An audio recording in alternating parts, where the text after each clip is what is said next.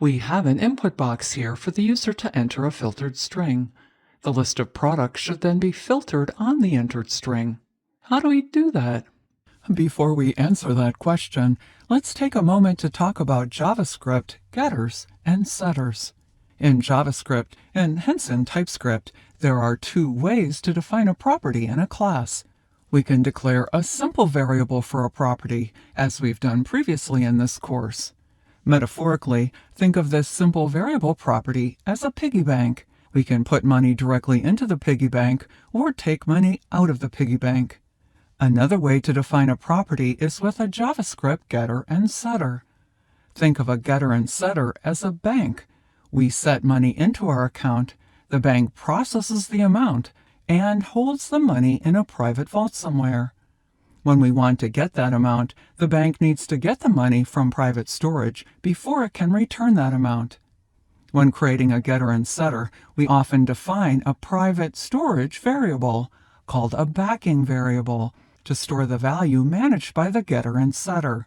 We use the private keyword to denote that this backing variable is private and should only be managed by the getter and setter.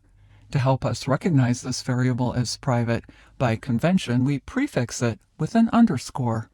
In the getter, we return the amount from private storage, optionally processing that amount before returning it. For example, we could convert the value to another currency or format the value. In the setter, we set the amount in private storage, optionally processing that amount. For example, we could log the amount or update the total balance. The bottom line here is, by using a getter and setter instead of a simple variable for a property, we can write code to process the value when it's get or set. We access these properties just like simple variable properties, using this to reference the class and then the property name. The code here sets 200 into the amount, and this code gets the amount and logs it to the console. What does that mean for us and our filter string? If we use a getter and setter for the list filter, we can write code that filters the list of products every time the filter string is set. So as the first step in implementing the list filtering, let's change our list filter property to a getter and setter.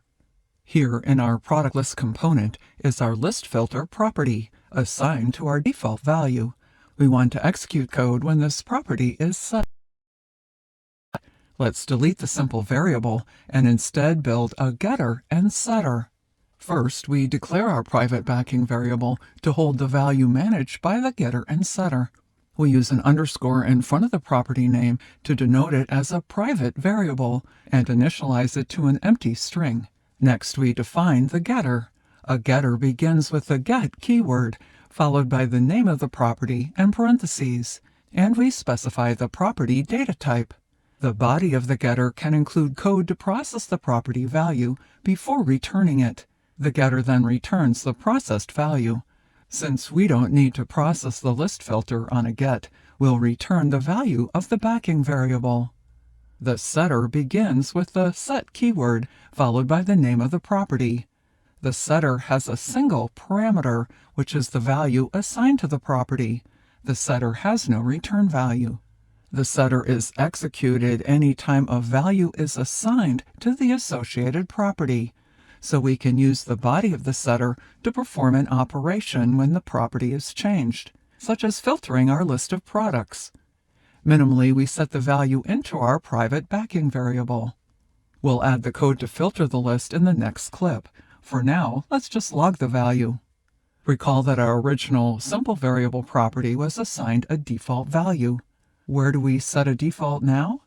Let's use the ng-on-init method we defined earlier. Here we set our list filter property to cart. Checking it out in the browser and opening the developer tools, we see that the setter is initially assigned to our default value of cart. If we delete the filter, the setter displays an empty value. Type AM, and we see that the setter first sets the A, then the AM.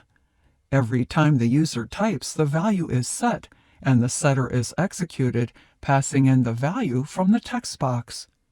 Use a getter and setter anytime you want to execute code when a property is get or set. Now let's see how to use this knowledge to filter our list of products.